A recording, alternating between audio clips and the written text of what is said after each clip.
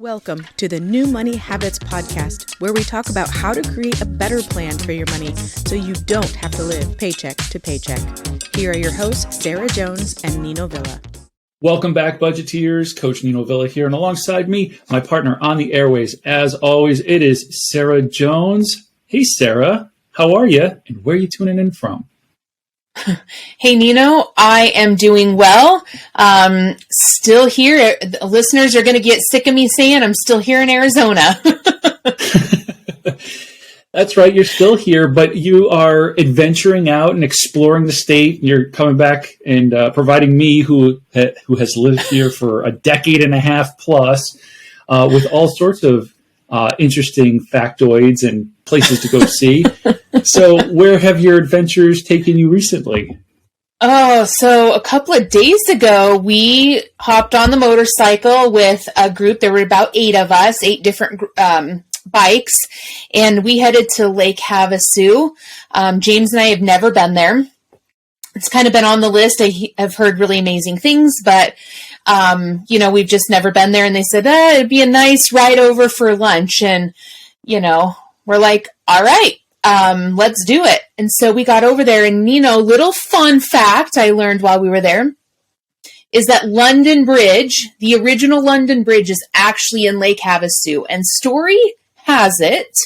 Now, if I'm wrong, listeners can send in, where I'm wrong, because I'm all about learning. But story has it that many years ago, there was a gentleman that wanted to provide another way to get over to this little island, other than just like boat or ferry. He wanted cars, to be able to get over there.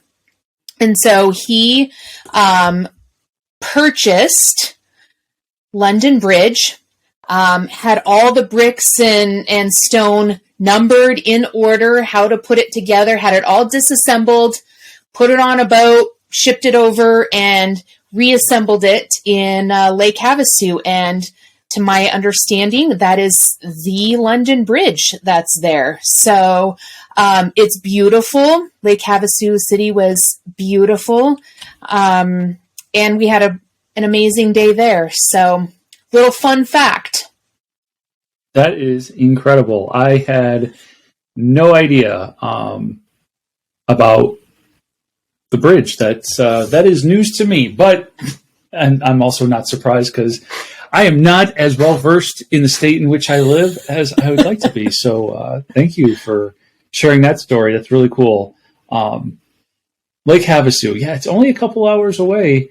I haven't been. I think I've been nearby traveling to Vegas, but I've never actually stopped and had a look around. So now you got me intrigued. Yeah, we will definitely go back. I think there's a lot more to explore. We were not there for very long, but lots to explore, and we'll make it back there. And, on just a little side note to all of this is that's the one thing that's been really great about traveling is that I think that we're picking up on things that oftentimes I could even go back to Colorado now and learn something new. And I lived there for, 41 years. Right. And so, I think it's just with how I look at things and view life and, looking at our experiences now, we pick up on things that I didn't before, so the traveling has just kind of added that into our lifestyle. So. Very cool. I think, you correct me if I'm wrong, but I think your trip over to Lake Havasu and your exploration around the state of Arizona kind of ties into what we wanted to talk about today. Because I know a few months ago, you and I were doing an episode and we were kind of challenging ourselves towards the end of it to kind of like take a deeper dive into our own money plans, see if something needed to change based off of the fact that we were coming up on a new year and that sort of thing. And if my memory serves, yours had something to do with these excursions, these adventures you were going to go on in state. So I thought we'd do an update episode and talk about what our challenge was all those months ago and where we are now with those challenges. Your memory serves you correctly. That, and especially we love the state of Arizona. And I'll be honest, I think it's kind of easy to get, I'll use the word carried away. There's so many things that we want to do and we want to see here, right? And there's, it's easy for us to just be like, hey, let's go and do this and let's go there. And we have set aside, when we went on our full-time journey, we created, I think I've mentioned this in a previous episode, but for new listeners that haven't heard, we have what we call our experience fund. And so we set aside like a sinking fund, a certain amount of money that allows us to use when we travel to new places, so it doesn't affect our regular monthly budget, because we knew that every place is going to be a little bit different, and we didn't really know what experiences we wanted to have, right? And the sites that we wanted to see in each of these locations that we go to. And so we have a separate experience fund. And when we talked a few months ago, Nino, I knew that, again, Arizona is a place that we love. And I thought, we could maybe get a little carried away here. So let's put a challenge on ourselves that we are going to keep our experience dollars to $500 for, I think it was for the month of November and December. And that's about half of what we had spent before, give or take a little bit. So this is a really good, I think, a good reminder and a good challenge. I think it's great for us to give ourselves challenges, right? I think we can kind of fall into ruts sometimes with our finances. And sometimes I think it's good to give a challenge to see how creative we can be. How does our life change? How do we look at things a little bit differently? What are we able to do that maybe we weren't able to do before, right? Because we have allowed ourselves to be a little bit more creative. And that's exactly what's happened. So we put the challenge out, $500 out of our experience fund for 2 months. And I am proud to say we spent $482 for both of those months. So came in below the 500. And dare I say, we maybe had more experiences, or we enjoyed the things that we did a little bit more. And we were very intentional about what we were doing. And it's opened my eyes a little bit differently to just the way I look at money and the way that we've been handling our experience fund. That's awesome. The idea that when we get intentional about our money, and here it sounds like you put in this restriction, right? Like, oh, you're restricted, you're capping it. There's only $500. And so now you're not going to be able to do as much. But then it forced you to just do things a little bit differently, with a little bit more of that attention to detail and being intent with what you were going to do and where you were going to go and what you were going to experience, that when you actually did those things, you enjoyed them more. Like, I don't want that to be lost on our listeners. This was not about restriction. It was about purpose and intent. And that intent actually led to two things. One, you came in under budget. So brava, like, nice job. Thank you. But more importantly, you enjoyed just as maybe as many quantity experiences, but it sounds like the quality of those experiences was raised. Absolutely. And, along with that, restriction word, I am going to say that we gave ourselves a gift, right? It wasn't a restriction. We gifted ourselves the ability to see things in a different light. We gifted ourselves more money in that account for a longer period of time. We gifted ourselves the intentionality of really looking at what do we value. Is this something that we truly want to experience? Is this a place that we really want to go, right? So really gifting ourselves these choices and not letting them just come in by chance, right? But really being dedicated to our mission and looking at our values. And, and I'll say, we had some friends that came in from out of town and they were here for a week during that period of time. we knew, right, that we wanted to go and have some experiences with these folks, right? We wanted to show them. And so we knew, okay, part of our dollars are going to go for that. And this goes right along with everything that you and I talk about. It's that planning, right? How do you want to use your dollars? And it's no different, right? We handle our money no different than what you and I talk about on this podcast right here, is about planning ahead, knowing we were having friends come in. So, okay, what experiences can we have with them? So we're still getting the experience, but now we get to do it with friends, right? And maybe there's something that's not necessarily high up on our list. You know what? Maybe that's for another time, and it's okay. Yeah. That's right. You know, there's something to be said about the way we enjoy and experience life when it's done on purpose and with a plan. When it's done on purpose and with a plan, and you're not coming back home from a trip with credit card debt, and you're not, thinking like, oh man, when am I going to be able to pay this off? You experience those things differently. You enjoy life. You experience your trips and your outings and your excursions and those things. I'm trying my hardest not to say you experience your experiences differently, but that's exactly what I want to say. You experience your experiences differently when you plan. So thank you for that update. And I mean, what an incredible perspective, right? Like just seeing things through a different lens. I love that. I was using the word restriction kind of tongue in cheek.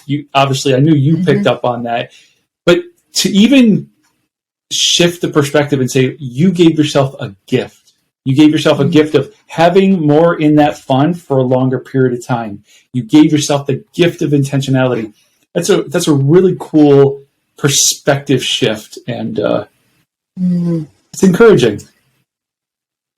Thank you. And I think it's partly my mind has shifted even since doing this podcast, right? Even since hosting this podcast with you, because talking about money more and more, I think it allows me to view money differently and really live into my own values even more. And I know that that's something that you're doing as well, right? Really looking at what really do you value and what brings value to your life. And I know that you've got an update right along those lines too. That's right. That's right. So when we were talking about values and when we were challenging ourselves, one of the things I remember sharing with our listeners is that I kind of wanted to challenge myself, to take myself up on our own conversation about, what is it that we value. And I was thinking about how, I have spending money. The wife and I budget, just spend money we can spend in any old way we want without having to feel guilty about it, without having to kind of run it by the other person, like, hey, I want to do this. And so a portion of my spending money at times goes to buying myself into the guys' poker night, right? Like, got to sit down with the boys, got to, break out that $20 bill, buy my way into the poker game, whatever. And I remember sharing back then that I said, like when I think about, I want to be careful here because I don't want to make it seem like, you can't have any fun or whatever. But like when I was looking at poker through the lens of like gambling, I was like, does that really align to my values or whatever? Now, that's not the only lens I look at it through. Like when I'm sitting around that table with a certain group of guys, I mean, those are my guys, right? And I'm enjoying the company and the fellowship of guys that I know the different levels, and so some I care deeply about, and others I don't know as well, but they're humans, so I care about them, and so I can look at it through that lens as well, right? That it's a night out with my guys, and I get to fellowship with them, and that sort of thing. But when I was looking at it through the lens of gambling, I had to ask myself, like, gambling my money, does that align with my values? And because we had talked a couple months ago about really looking at your budget and asking yourself, like, what parts align to your values? What do you value? Your budget is going to show you what you value. The challenge started with that. Now, truth be told, I haven't had a poker game since that episode. Not because I've avoided them, because I haven't even gotten the offer, right? So, okay, like part of that challenge was taken care of for me. It was, the holiday season and all that, and people are busy. So, but what it did help me and my wife do is sit down as we were coming into the new year and looked at our budget and asked ourselves the same question.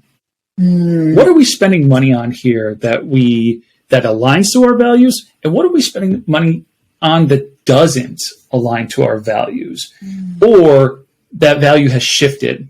So the example I want to share with everybody is I was paying for a video game online service, right? And I was paying like $15 a month, every month, to have access to being able to play online, to play a library of video games online.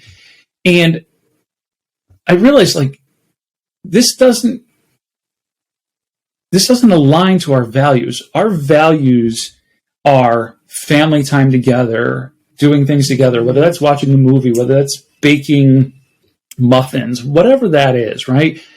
But this one expense, and the $15 a month wasn't going to make or break our budget. So that's that wasn't the point, right? It wasn't like, can we afford the $15? It was, does this $15 align with our values? And so we decided, no, maybe it did at one point, but it doesn't any longer. And so we canceled that subscription. And we reallocated those dollars to something that we do value. And so we value giving and charitable donations. And so my wife and I kind of sat down. We didn't involve the kids too much, but I'm pretty sure the kids have an awareness. Like, we started talking about, like, where would we want to donate money, even if it was just the $15, right? Like, even if it was just $15, where would we want that to go? So the long and the short of it is, the challenge was reevaluating where we're spending money and seeing if it aligns to values.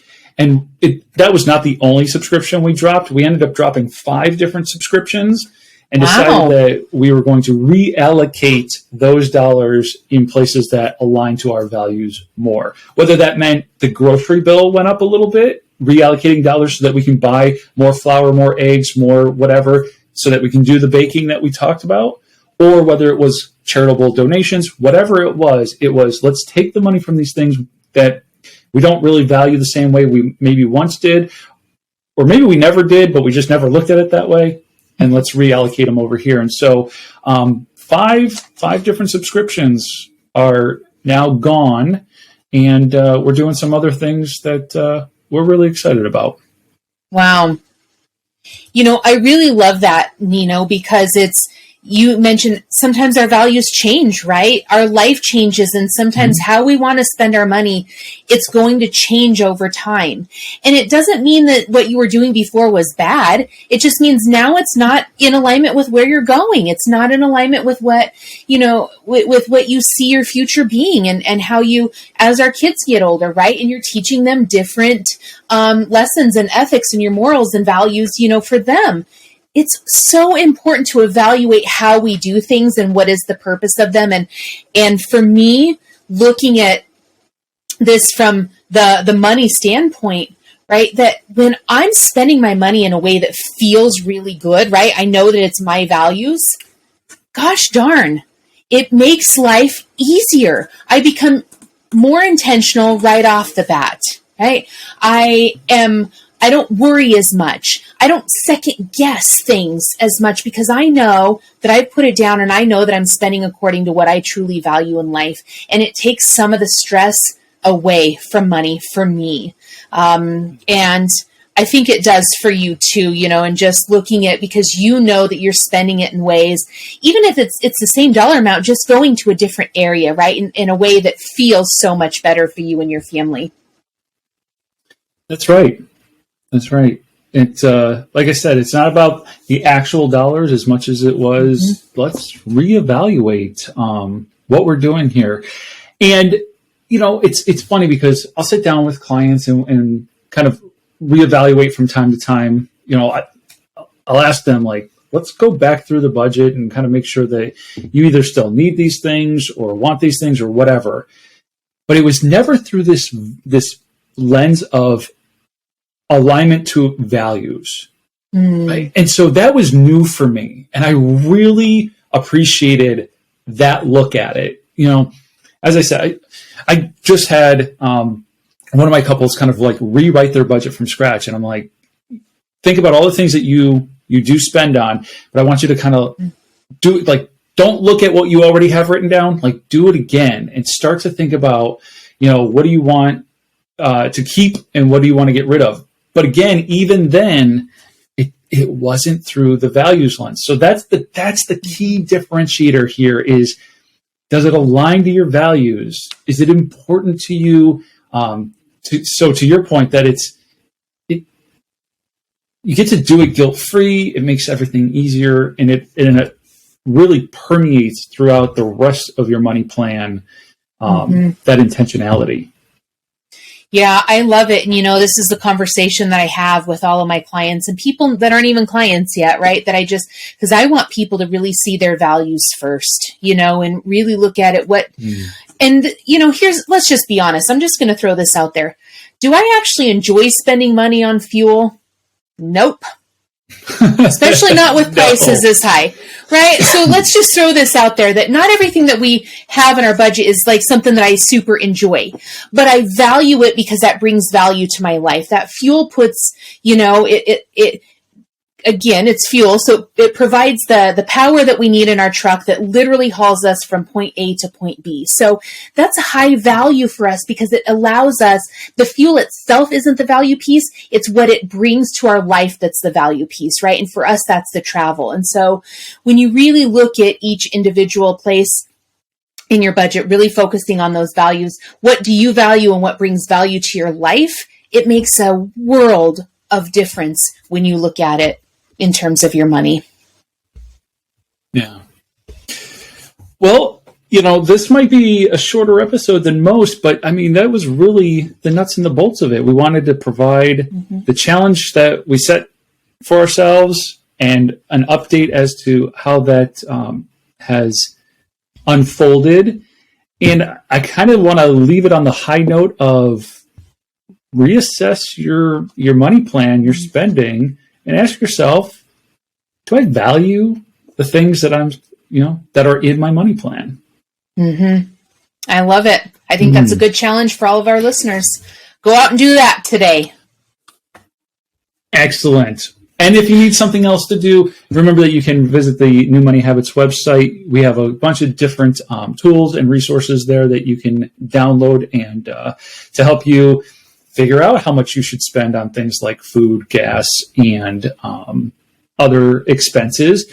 Also want to remind you that you can visit the show notes to schedule time to sit down with either Sarah or myself, so that if you need to have a conversation about these values and just bouncing ideas off of somebody, an objective third party, you're able to do that. And that first session is free. So why don't I encourage our listeners to do that? With that being said, we're going to continue our conversation, as always, next time. Thank you for listening to the New Money Habits podcast, brought to you by New Money Habits and Keeping Up with the Joneses Financial Coaching. Submit your questions to our host by emailing podcast@newmoneyhabits.com. Be sure to subscribe to be notified of future episodes. Join our growing group of like-minded people on Facebook and follow us on your favorite platform. Music provided by Summer School.